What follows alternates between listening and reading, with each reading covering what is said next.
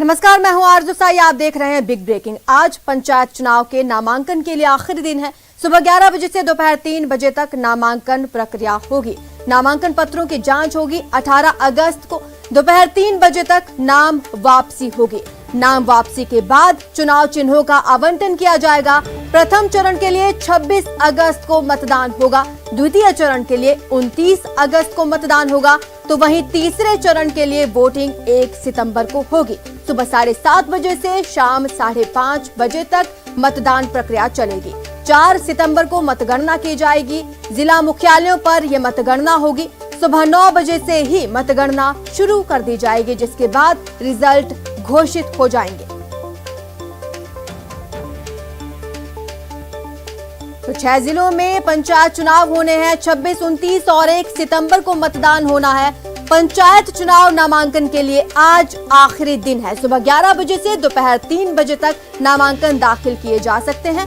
कल नामांकन पत्रों की जांच की जानी है। आपको बता दें कि 18 अगस्त दोपहर 3 बजे तक नाम वापसी होगी, तो वहीं 26, 29 और 1 तारीख तय की गई है मतदान के लिए। पंचायत चुनाव नामांकन का आज आखिरी दिन है।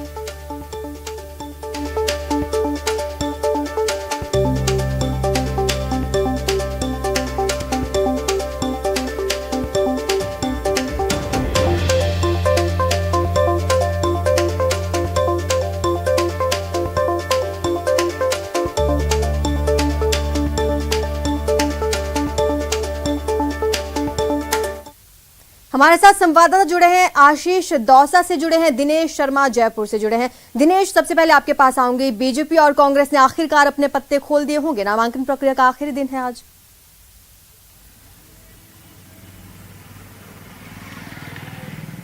अब बिल्कुल आरजी, देखिए आज आखिरी दिन है नामांकन दाखिल करने का, और इंतजार की अगर बात करें टिकटों को लेकर तो इंतजार अभी भी कायम है, क्योंकि कई प्रत्याशियों को अभी तक भी टिकट नहीं मिल पाए हैं। पार्टियों की रणनीति ये है कि बिल्कुल एन वक्त पे जो है वो टिकट दिए जाएं, ताकि विरोध जो है वो काफी कुछ कम हो सके। अगर पहले टिकट दे दिए जाते हैं तो विरोध की संभावना ज्यादा हो जाती है। कांग्रेस, क्योंकि मैं कवर करता हूं, और कांग्रेस की अगर बात करें तो कांग्रेस ने अपने जिला प्रभारियों को टिकट सौंप दिए हैं। अब जिला प्रभारियों के माध्यम से अपने जो भी प्रत्याशी है उनको टिकट जो है वो दिए जा रहे हैं। लेकिन पार्टी की ओर से कोई सूची जारी नहीं की गई है, क्योंकि पार्टी को ये लगता है कि अगर सूची पहले जारी कर दी जाएगी तो विरोध काफी बड़े पैमाने पर देखा जा सकता है, क्योंकि दावेदार कई हैं और टिकट केवल एक ही व्यक्ति को मिल सकता है। तो पार्टियों की रणनीति यही है कि एन वक्त पर जो है वो टिकट दिए जाएं। कांग्रेस में जो है वो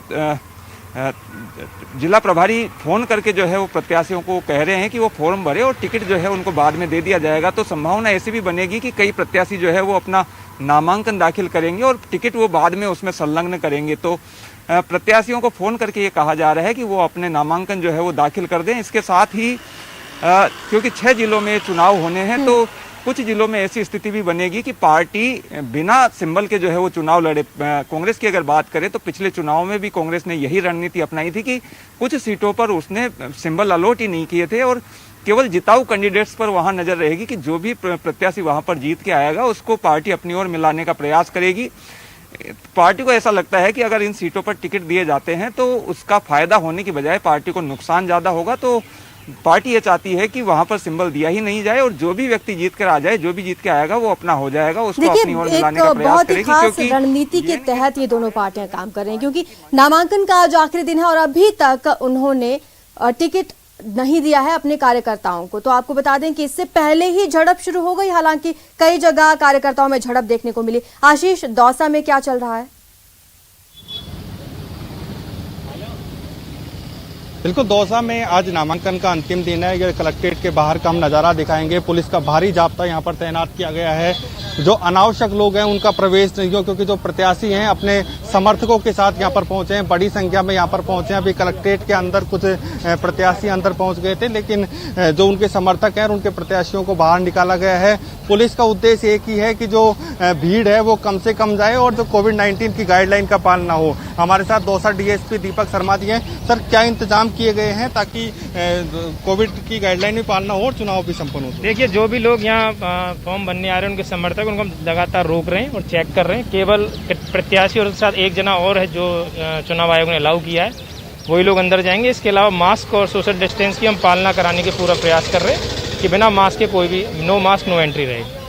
अभी काफी सारे लोग अंदर कलेक्ट्रेट में अंदर प्रवेश कर गए थे, उनको निकाला गया है क्या? जी बिल्कुल, काफ़ी लोग जो समर्थक भी साथ में आ गए थे कैंडिडेट्स के, उनको सबको हमने बाहर निकाल दिया और आगे सभी को चेक करके ही एंट्री दी जा रही है। बिल्कुल कोशिश की जा रही है कि कम से कम लोग अंदर प्रवेश करें, साथ ही बड़ी संख्या में लोग यहाँ आए हुए हैं। हालांकि सबको दूर यहाँ से हटा दिया है, कलेक्ट्रेट से बाहर निकाल दिया। ऐसे में थड़ियाँ हैं, वहाँ पर ये लोग अब बैठे हुए हैं। दूसरी बात करें तो अभी प्रत्याशी जो राजनीतिक दल है उन्होंने अभी पत्ते नहीं खोले हैं, लेकिन उनको जो प्रत्याशी हैं उनको वो मिल गया है कि आप आवेदन करें। ऐसे में वो आवेदन करने के लिए यहाँ पर नामांकन दाखिल करने के लिए यहाँ पर आ रहे हैं। आज अंतिम दिन है, क्योंकि पिछले 4 दिनों तक नामांकन की प्रक्रिया अपनाई गई थी, लेकिन वहां पर नामांकन बहुत कम दाखिल हुए हैं। ऐसे में अब आज दौसा जिले में जिला परिषद के 29 वार्ड हैं। ऐसे में 29 वार्डों के बड़ी संख्या में जो प्रत्याशी हैं और उनके समर्थक हैं जो दौसा कलेक्ट्रेट पर आए हुए हैं और ये नामांकन दाखिल कर रहे हैं। इसी तरह का जो नजारा है वो दौसा जिले के 11 पंचायत समिति क्षेत्रों में भी देखने को मिल रहा है, क्योंकि 11 पंचायत समिति क्षेत्रों में भी उनके सदस्यों के लिए चुनाव होना है और उनके नामांकन की प्रक्रिया का आज अंतिम दिन है।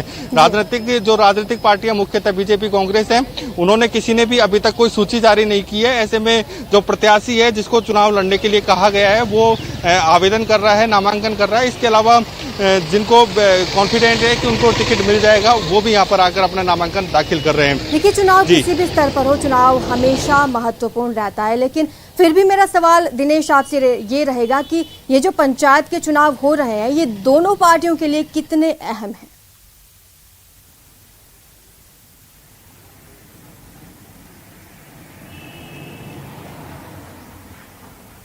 दिनेश, क्या आप मुझे सुन पा रहे हैं? एक बार डेस्क पे बोल दो ना। देखिए आशीष, यही सवाल आपसे पूछना चाहूंगी, क्योंकि चुनाव हमेशा ही खास रहते हैं, लेकिन ये जो पंचायती चुनाव हो रहे हैं ये दोनों पार्टियों के लिए कितने अहम माने जाएंगे? बिल्कुल निश्चित रूप से दोनों ही राजनीतिक दलों के लिए बहुत महत्वपूर्ण चुनाव है, क्योंकि गांव में जिसकी सरकार होती है, गांव में जिनका आधिपत्य होता है, निश्चित रूप से उस पार्टी मजबूत रहती है। कांग्रेस को ऐसा माना जाता है कि कांग्रेस जब भी रहती है तो गांव में अच्छा प्रदर्शन करती है। हालांकि पिछले चरण में जब अन्य जिलों में पंच के चुनाव हुए और साथ ही जो जिला परिषद सदस्य और पंचायत समिति सदस्यों के चुनाव हुए, उसमें कांग्रेस का प्रदर्शन इतना अच्छा नहीं रहा, जितना, क्योंकि सत्ता होने के बावजूद भी इतना अच्छा प्रदर्शन नहीं कहा जा सकता। लेकिन अब जो 6 जिले हैं इसमें पूर्वी राजस्थान के काफी जिले हैं, सवाई माधोपुर, दौसा और भरतपुर जिला यहाँ पर चुनाव हो रहे हैं। इसके अलावा 3 जिले जयपुर भी है और जोधपुर है, काफी सारे जिलों में चुनाव हो रहे हैं। लेकिन उद्देश्य एक ही है कि किसी भी प्रकार के ये जो 6 जिला प्रमुख हैं ये कांग्रेस पार्टी बनाए। कांग्रेस पार्टी का ये दावा है, जिस कल हमारी महिला बाल विकास मंत्री ममता भूपेश से बात हुई, उन्होंने दावा किया कि दौसा जिले का जो जिला प्रमुख है वो कांग्रेस पार्टी का बनेगा। साथ ही जो 11 पंचायत समितियों के जो प्रधान है वो भी कांग्रेस पार्टी के बनेंगे। लेकिन भाजपा भी अपने दावे कर रही है। भाजपा का कहना है कि जो पिछले 3.25 साल में जो प्रदेश की जो जनता है वो कांग्रेस की जो कार्यप्रणाली है उससे खुश नहीं है। ऐसे में बीजेपी के पक्ष में वोट करेगी। ऐसे में कौन किसके पक्ष में वोट करेगी ये तो आने वाला समय बताएगा। आशीष और दिनेश इस तमाम जानकारी के लिए। तो आपको बता दें कि 6 जिलों में पंचायती चुनाव होने, दावे तो लगातार हो रहे हैं, लेकिन इसी बीच बड़ी खबर आ रही है, पूर्व सांसद सुष्मिता देव ने कांग्रेस छोड़ दिया है। सोनिया गांधी को अपना इस्तीफा सौंप दिया है। महिला कांग्रेस की अध्यक्ष थी सुष्मिता देव, अब इस्तीफा दे चुकी हैं। सुष्मिता देव ने ट्विटर प्रोफाइल में कांग्रेस का पूर्व सदस्य बताया। आपको बता दें कि सुष्मिता देव ने कांग्रेस छोड़ दिया, अपना इस्तीफा सोनिया गांधी को सौंप चुकी हैं। पूर्व एमपी सुष्मिता देव ने कांग्रेस से इस्तीफा दिया। सोनिया गांधी को उन्होंने अपना इस्तीफा सौंप दिया है। ट्विटर के जरिए भी ये जानकारी मिली है। आपको बता दें कि महिला कांग्रेस के अध्यक्ष भी रही हैं सुष्मिता देव। ट्विटर प्रोफाइल भी बदला, प्रोफाइल में कांग्रेस का पूर्व सदस्य बताया। बड़ी खबर आपको बता रहे हैं, पूर्व एमपी सुष्मिता देव ने कांग्रेस पार्टी छोड़ दी है। अंतरिम अध्यक्ष सोनिया गांधी को अपना इस्तीफा सौंप दिया है।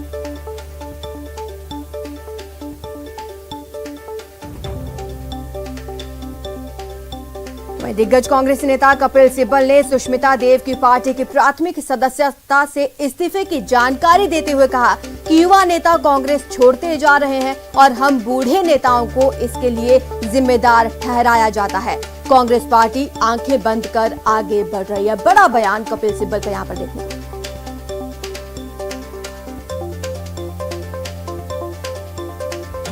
एक बड़ा बयान यहां पर सामने आया है कांग्रेस पार्टी के दिग्गज नेता कपिल सिब्बल का, जिन्होंने ट्वीट करके इस बात की जानकारी दी।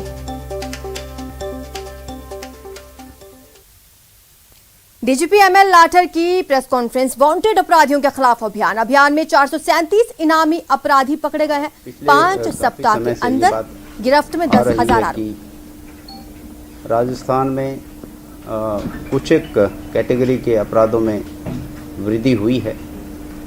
मैं आप लोगों को स्पष्ट करना चाहता हूं कि अपराध पंजीकरण और अपराधों में वृद्धि दोनों अलग अलग बातें हैं।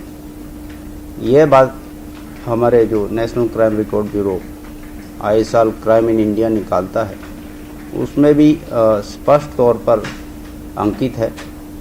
और यहाँ तक है कि इन दोनों बातों में अपराध पंजीकरण और अपराधों में बढ़ोतरी दोनों लिंक नहीं करना चाहिए। अपराध पंजीकरण जो भी उस समय की सरकार होती है उसकी पब्लिक सेंट्रिक नीतियों का एक नतीजा हो सकता है। उसकी वजह से भी अपराधों में पंजीकरण बढ़ता है। आपको ध्यान होगा कि वर्तमान राज्य सरकार द्वारा जून 2019 में एक नीति निर्धारित की गई थी कि कोई भी नागरिक यदि कोई संज्ञेय अपराध के साथ उपस्थित होता है तो ये प्रत्येक पुलिस अधिकारी का कर्तव्य है कि उसे आवश्यक रूप से पंजीबद्ध करे। और यदि नागरिक की वह रिपोर्ट थाने पर पंजीबद्ध नहीं होती है, सभी नागरिकों को एक अधिकार दिया गया है कि वो सीधा पुलिस अधीक्षक कार्यालय में पहुंचकर उसको पंजीबद्ध करा सकते हैं।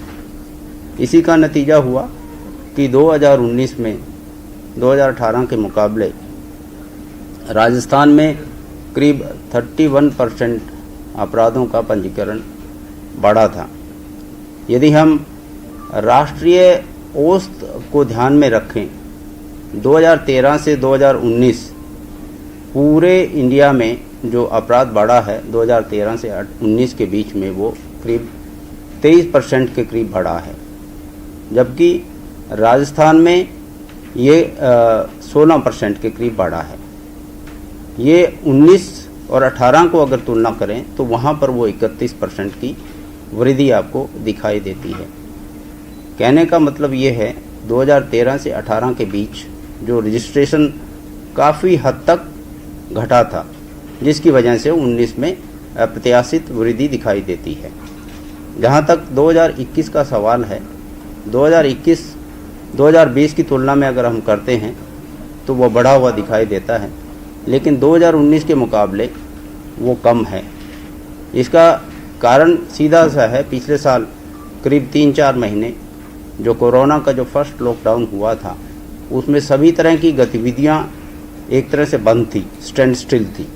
उसके कारण अपराधों में जो पंजीकरण या वास्तविक घटना वो ना के बराबर रहा 3-4 महीने। इस बारी जो लॉकडाउन था, आपको ध्यान होगा, ये मिक्स टाइप का लॉकडाउन था।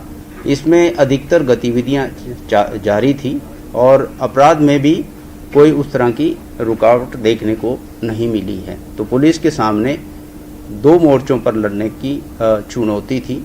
एक तो हमारा जो अपराध और अपराधियों से लड़ने का, और दूसरा जो कोरोना काल के दौरान जो कोरोना एप्रोप्रिएट बिहेवियर्स है, उसकी गाइडलाइंस है, उसकी पालना करवाना भी एक बहुत बड़ी चुनौती थी। तो इन सब को देखते हुए मैं आप लोगों को अवगत कराना चाहता हूं कि वर्ष 2021 में 2019 के मुकाबले करीब 10% का रिडक्शन हुआ है, लेकिन 2020 के मुकाबले ये करीब 14% की बढ़ोतरी दिखाई देती है। ये रजिस्ट्रेशन की जो मैं बात कर रहा हूँ। इसी तरह ये अपने इसमें केवल 3 हेड में जो 2019 के तुलना में अगर देखें मामूली बढ़ोतरी है। 2019 के मुकाबले मर्डर में 3% की, अटेम्प्ट टू मर्डर में 9% की और रेप में 1% की बढ़ोतरी है 19 के मुकाबले की जो मैं बात कर रहा हूँ। और इस दौरान पिछले 2-2.5 साल में कोई भी ऐसा मेजर अपराध नहीं है जो अनसुलझा हो। करीब पुलिस द्वारा त्वरित कार्रवाई करते हुए कोई भी अपराध था उसमें कार्रवाई की गई है, उनको डिटेक्ट किया गया है, अपराधियों को गिरफ्तार कर न्यायालय में पेश किया गया है। इसी तरह जो हमारा प्रॉपर्टी ऑफेंसेस में जो डिटेक्शन उसमें एक प्रोफेशनल अप्रोच को इंगित करता है, वो भी हमारा करीब 4% डिटेक्शन उसमें बढ़ा है पिछले वर्ष के मुकाबले। इसी तरह उसमें रिकवरी भी करीब 6% बढ़ी है। जहां तक मैंने आपको जैसे निवेदन किया था कि जो व्यवस्था की गई थी एसपी ऑफिस में मुकदमा दर्ज कराने की व्यवस्था, उसके कारण एक बड़ा लोगों को राहत मिली है।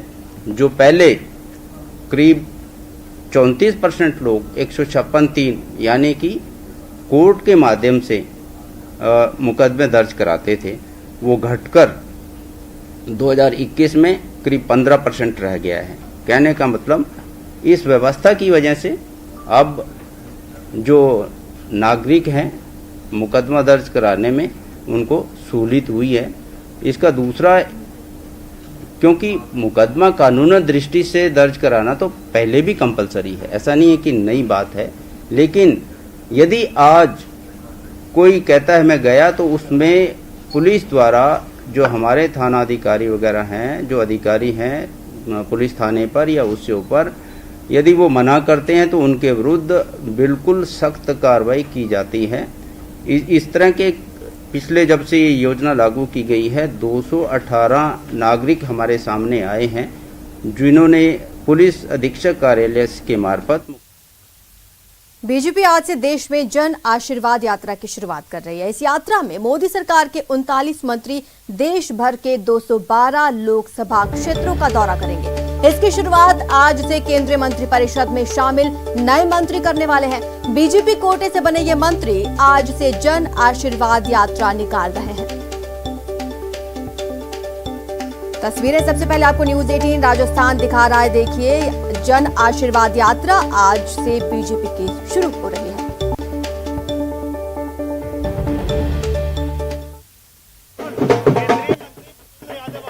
आशीर्वाद यात्रा जो है वो शुरू कर रहे हैं। आप देख रहे हैं यहाँ पर समर्थकों के साथ वो अपनी जन आशीर्वाद यात्रा जो है वो शुरू कर रहे हैं। काफी जो भीड़ है वो यहाँ पर है, समर्थक जो है वो उनका अभिवादन कर रहे हैं और वो अपने जन आशीर्वाद यात्रा को शुरू कर रहे हैं। मैं आपको बताना चाहूंगा कि मोदी सरकार के सभी नए मंत्री जो है वो जन आशीर्वाद यात्रा की शुरुआत कर रहे हैं, जिसमें वो सभी में जो है वो कई लोकसभा क्षेत्रों में जाएंगे। लगभग एक मंत्री जो है वो 300 से 400 किलोमीटर की यात्रा तय करेगा और अधिक से अधिक लोगों से मुलाकात करने का जो कार्यक्रम है उसकी शुरुआत हो रही है। यहाँ पर आप देख सकते हैं कि वे कई जन समर्थकों के साथ, अपने समर्थकों के साथ भूपेंद्र यादव जो है वो जन आशीर्वाद यात्रा की शुरुआत कर रहे हैं। यहाँ पर वो गाड़ी में बैठ गए हैं, अब उनका काफिला जो है उनके आवास से निकला है। तो मोदी सरकार के मंत्रियों की जो जन आशीर्वाद यात्रा में शुरू हुई है, इस वक्त हम भूपेंद्र यादव के साथ है जो अपनी जन आशीर्वाद यात्रा की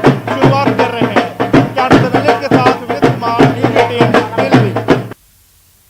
डार्क जोन के शिक्षकों का लंबा इंतजार अब खत्म होने को मालूम हो रहा है। बड़ी राहत इनको मिली है। शिक्षा मंत्री डोटासरा ने बड़ी राहत दी है। डार्क जोन के 3rd ग्रेड शिक्षकों से आवेदन लेंगे। प्रतिबंधित क्षेत्रों को तब मिलेगी तबादलों में राहत। सरकार इन शिक्षकों के भी तबादले करेगी। 15 सितंबर से पहले सभी शिक्षकों को दी जाएगी तबादलों की सौगात। 10 सालों से ज्यादा शिक्षक तबादले की मांग कर रहे हैं और यहाँ पर एक बड़ी राहत इन्हें मिली है। शिक्षा मंत्री डोटासरा की ओर से एक बड़ा ऐलान किया गया है।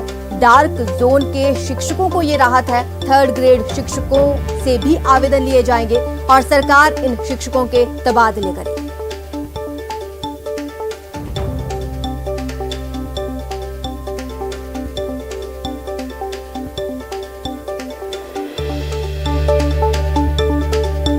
लगातार आवेदन मांगे जा रहे हैं। शिक्षा मंत्री डोटासरा की ओर से बड़ी राहत मिली है शिक्षकों को। 3rd ग्रेड शिक्षकों से भी अब आवेदन मांगे जा रहे हैं। काफी लंबा वक्त है, 10 साल हो गए तब से तबादलों के लिए मांग कर रहे थे शिक्षक और अब ये बड़ी राहत मिलती नजर आ रही है। सरकार इन शिक्षकों के तबादले करेगी जिसके लिए लगातार आवेदन मांगे जा रहे हैं। शिक्षा मंत्री डोटासरा ने ये बड़ी राहत शिक्षकों को दी।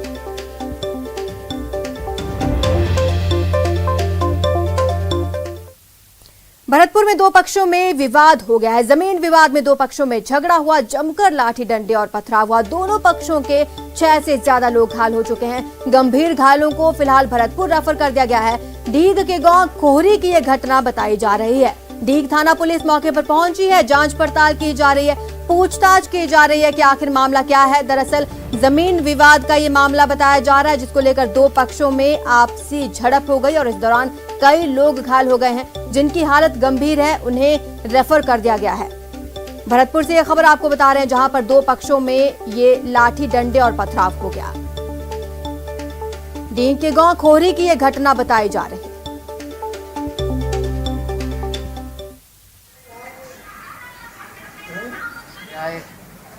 हम तो खानो पीनो खाए के आराम से टीवी वगैरह देख रहे, आके गाली गलौच और अब जैसे बाहर निकले लेते देते बने इसी झगड़ा तो कल हुआ था थोड़ा सा दो बच्चों में बात, बस उसी के ऊपर ऐसी पार्टी पॉलिटिक्स लगाई कि मतलब 20 आदमी लगभग आके चढ़ के लाठी डंडों से और सब पिटाई करिए निहत्तों की।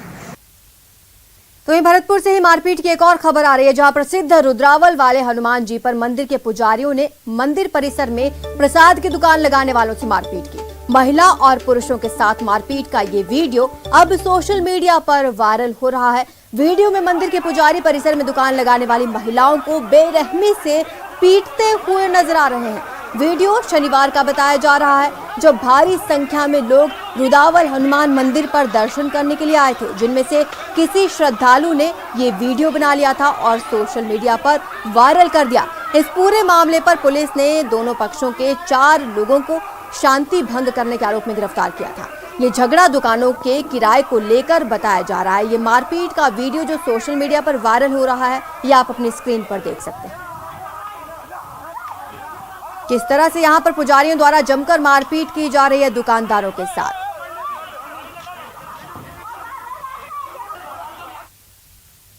अजमेर नगर निगम की टीम ने बड़ी कार्रवाई को अंजाम दिया। सूचना केंद्र चौराहे पर बने 14 दुकानों को पुलिस टीम की मदद से सीज करते हुए अपने कब्जे में लिया। इससे पहले निगम ने सभी 14 दुकानदारों को 13 अगस्त को ही नोटिस जारी कर दिया था। दरअसल ये सभी दुकानें 30 साल पहले से संचालित हैं और इनका नियम के खिलाफ कमर्शियल इस्तेमाल किया जा रहा था। दुकानदारों ने हालांकि कोर्ट की शरण ली थी, लेकिन कोर्ट का फैसला भी उनके खिलाफ आया, जिसके बाद इस कार्रवाई को अंजाम दिया गया।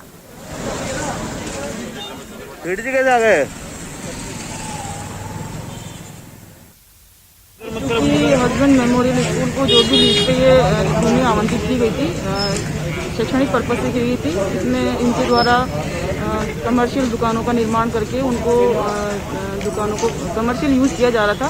तो इसमें हमने पहले इनको नोटिस दिया, तो नोटिस देने के पश्चात ये लोग कोर्ट में चले गए। इनमें कोर्ट में लोअर कोर्ट थी, उसमें इनके अगेंस्ट निर्णय पारित करते हुए निगम का उसमें कब्जा माना गया। उसके विरुद्ध इन लोगों ने अपील कर दी। ये अपील भी 5-7 साल से पेंडिंग थी। इस अपील में पिछले हफ्ते डिसीजन आते हुए लोअर कोर्ट के जो डिसीजन है उसको एलिजिबल रखा गया। नगर निगम द्वारा सुबह 6 बजे मैं जाप्ता के यहाँ हमारी दुकानों पे आ गए। जितने भी कर्मचारी थे, काम कर रहे थे, उनको बाल पकड़ के और हाथ खींच के बाहर निकाल दिया। और हमारा जो सामान था पिछले 2 लॉकडाउन से भी सारा खराब हो चुका है। इस बार भी इन्होंने थोड़ा 10 मिनट का टाइम ना देखते हुए भी सारे कर्मचारी को बाहर निकाल के धक्के देके और इन्होंने सीज की कार्रवाई कर दी। और अब बात नशे पर नकेल कसने की। चित्तौड़गढ़ की सदर थाना पुलिस ने कार से 40 किलो डोडा चूरा जब्त किया। इस मामले में पुलिस ने 2 तस्करों को गिरफ्तार किया है। आपको बता दें, एसपी राजेंद्र प्रसाद नशे के खिलाफ विशेष अभियान चला रहे हैं। इसी कड़ी में सदर थाना अधिकारी दर्शन सिंह के निर्देशन पर मुखबिर की सूचना मिली, कार्रवाई को अंजाम दिया गया। ओछड़ी टोल नाके के पास नाकाबंदी की गई। इस दौरान एक कार आती दिखाई दी, तलाशी ली गई तो 48 किलो डोडा चूरा बरामद किया गया है। गाड़ी के ड्राइवर कन्हैया लाल मेघवाल और मांगी लाल कछावा को गिरफ्तार कर लिया गया है। एनडीपीएस एक्ट के तहत ये मामला दर्ज किया गया है। पुलिस हालांकि जांच में जुटी है। लगातार इन दोनों आरोपियों से पूछताछ की जा रही है कि ये नशे की तस्करी कहां से कर रहे थे।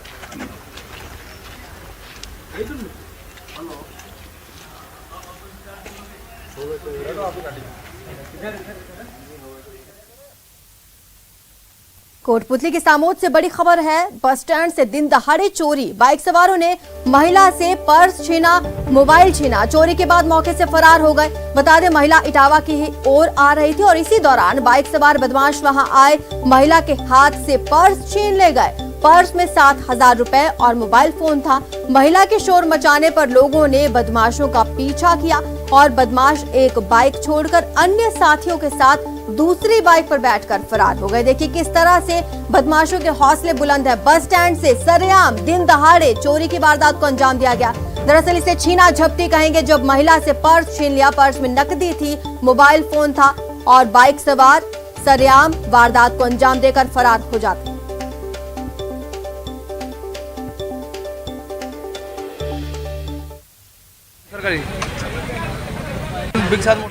वहाँ पे मुझे रास्ते में लगभग सीमनपुरा मोड़ से मैं इटावा की तरफ आ रही थी, तो 3 बाइक सवार लड़के थे और वो बहुत तेज स्पीड में आ रहे थे मेरे पीछे। शायद उन्होंने मेरा पीछा किया था और बिल्कुल मेरी स्कूटी के पास में आके उन्होंने एकदम से मेरी मोटरसाइकिल सॉरी स्कूटी से मेरा पर्स छीन के और बहुत तेज स्पीड में से निकल गए।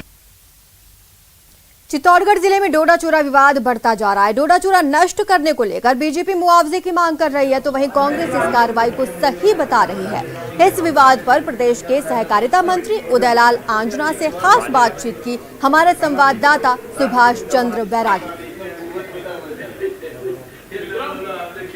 3 साल बाद प्रदेश में एक बार फिर डोडा चूरा नष्टीकरण को लेकर सरकार के आदेश जारी हुए हैं, तिथियां तय कर दी गई है। इसी बीच भाजपा और कांग्रेस लगातार इस मामले पर आमने सामने है। इस मामले पर बात करने के लिए हमारे साथ मौजूद है प्रदेश के सहकारिता मंत्री उदयलाल आंजना।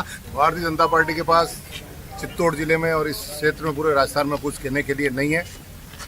माननीय मुख्यमंत्री महोदय ने जो कोरोना काल में व्यवस्थाएं की है, सब सर्वत्र शांति है, बढ़िया माहौल है। ऐसे माहौल में भारतीय जनता पार्टी अपना जन आधार गिरते हुए देखते हुए ये प्रयास कर रही है कि हम वापस डोडा चूरा के नाम पर सक्रिय होकर के किसानों का दिल जीते। किसानों को भ्रमित किया जा रहा है। किसानों ने डोडा पोस्ट आ जाता है अप्रैल में, मार्च लास्ट से लेकर 15 अप्रैल तक डोडा पोस्ट की फसल घर में आ जाती है। 31 जुलाई तक किसान रख सकते हैं। उसके बाद नष्टीकरण का प्रावधान पहले के एक्साइज एक्ट में था। ये किसानों के मन में बैठी हुई बात है। उनको मालूम है कि डोडा पोस्ट रखेंगे तो इसका भी कार्रवाई सरकार की सजा NDPS के तहत कार्रवाई होती है। 10 साल की सजा का प्रावधान है, इसलिए किसानों के पास डोडा पोस्ट है नहीं। और नारकोटिक्स विभाग से समय समय पर राजस्थान सरकार को सर्कुलर आते रहेंगे, डोडा पोस्ट आपने नष्टीकरण किया या नहीं किया, रिपोर्ट आप भेजें। इस आधार पर उन्होंने विभाग ने भी जानने के लिए अधिकारियों को कहा कि अगर गाँव में जाओ और किसानों के पास डोडा पोस्ट हो तो नष्ट करो। ये मामूली सी बात है जिसको तूल देने का प्रयास कर रहे हैं। भारतीय जनता पार्टी के साथियों को अपने तरह के किए ऊपर विचार करना चाहिए। जब उनका कार्यकाल पूरा हो रहा था 17-18 में, उस समय उन्होंने 20-20 हज़ार रुपये एक पट्टे से एक किसान से लेकर के 40,000 पट्टे हैं, 20,000 पट्टे हैं, 20,000 लिए 40 करोड़ रुपए का कलेक्शन किया है।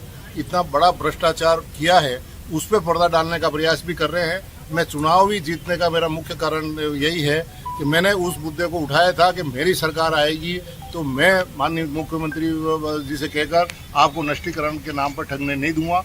तो निसंदेह 3 साल में किसी भी किसान से नष्टीकरण के नाम पे 1 रुपया भी नहीं लिया गया और आगे भी नहीं लिया जाएगा। कैमरा पर्सन विनोद के साथ सुभाष बैरागी, न्यूज 18 राजस्थान के लिए चित्तौड़गढ़ से। इसी बीच बड़ी खबर आ रही है। 9 सितंबर से राजस्थान विधानसभा का मॉनसून सत्र शुरू हो जाएगा। विधानसभा का मॉनसून सत्र 9 सितंबर से शुरू होगा। मुख्यमंत्री अशोक गहलोत ने फाइल का अनुमोदन कर दिया है। संसदीय कार्य एवं विधि विभाग ने फाइल भेजी थी जिसका अनुमोदन सीएम अशोक गहलोत ने कर दिया है और अब 9 सितंबर से विधानसभा का सत्र शुरू हो जाएगा। हमारे संवाददाता प्रेम मीणा हमारे साथ जुड़ चुके हैं। प्रेम, विपक्ष इस बार सरकार को किन किन मुद्दों पर घेर सकता है मॉनसून सत्र में? देखिए, मैं आपको बताना चाहूंगा, राजस्थान विधानसभा में मानसून सत्र की शुरुआत 9 सितंबर से होगी। मुख्यमंत्री अशोक गहलोत ने फाइल का अनुमोदन कर दिया है। ये फाइल करीब 20 दिन पहले संसदीय कार्य एवं विधि विभाग ने भेजी थी, लेकिन राज्य में चल रहे सियासी संकट के कारण मुख्यमंत्री कोई फैसला नहीं ले पा रहे थे कि मानसून सत्र कब से बुलाया जाए। आमतौर पर जब केंद्र सरकार मानसून सत्र बुलाती है इसके बाद ही राज्य सरकार भी बुलाती रही है, लेकिन इस बार नहीं हुआ है। सियासी घमासान की वजह से ये माना जा रहा था कि विधानसभा का सत्रासन करने के बाद राज्य सरकार कोई नई तारीख देगी, लेकिन ऐसा नहीं हुआ। सरकार ने विधानसभा का सत्रासन नहीं किया है, कंटिन्यू जारी रखा है। अब इसमें राज्यपाल की कोई भूमिका नहीं रहेगी। यदि 6 महीने के भीतर सरकार को विधानसभा सत्र बुलाना अनिवार्य होता है, लेकिन सरकार ने 6 महीने पहले ही मानसून सत्र बुला लिया है। क्योंकि फिलहाल राज्य में सियासी संकट का दौर चल रहा है, इसे एक साफ संकेत तो ये मिल रहा है कि निकट भविष्य में मंत्रिमंडल का फेरबदल या विस्तार नहीं होगा। इस पर पूरी तरह विराम लग गया है। मानसून सत्र कब तक चलेगा ये तय करेगी विधानसभा अध्यक्ष सीपी जोशी की अध्यक्षता में गठित कमेटी।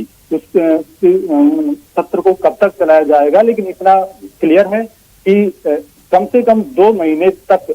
ठीक है, शुक्रिया प्रेम तमाम जानकारी के लिए। तो आपको बता दें कि सीएम अशोक गहलोत ने फाइल का अनुमोदन कर दिया है और 9 सितंबर से मॉनसून सत्र शुरू हो जाएगा। अब देखिए जश्न आजादी के अलग अलग रंग, वो भी अलग अलग देशों से। 15 अगस्त के खास मौके पर विश्व के कई देशों ने अपने अहम इमारतों पर तिरंगे की झलक दिखाई। तस्वीरें आपकी स्क्रीन पर हैं।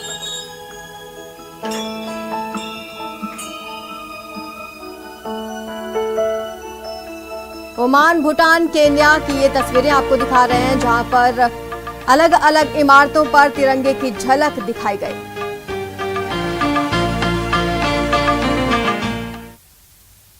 फिलहाल इतना ही। आप देखते रहिए न्यूज़ 18 राजस्थान।